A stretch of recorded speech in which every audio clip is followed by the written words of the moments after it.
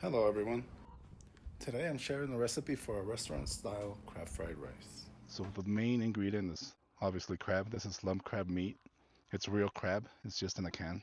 To flavor it, you're gonna need soy sauce, some chicken powder, granulated sugar, dark soy sauce, crab paste, and bean oil. And now that our wok is seasoned, we can begin cooking.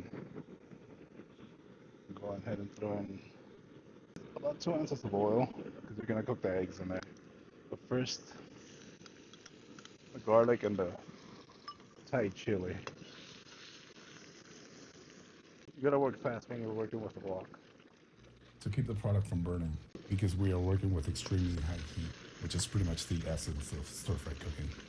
Scramble the eggs in there. Add your rice into the mix. Toss it around the wok for about a minute or so, and use the back of your ladle to separate the grains. Make sure you are constantly tossing it in the wok, so it picks up the stir-fry aroma that wok cooked meals are known for. Go ahead and start flavoring it with soy sauce,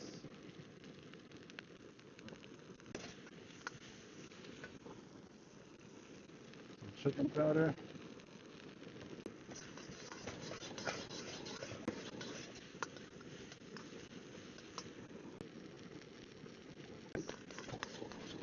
some granulated sugar to balance the saltiness.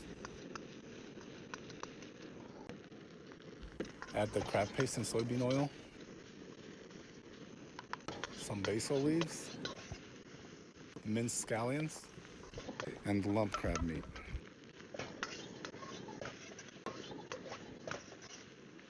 Finally, a little bit of dark mushroom soy sauce for coloring.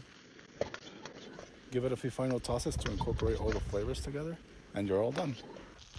Thank you for watching. Don't forget to hit that follow button for more easy to replicate restaurant style recipes and culinary tips.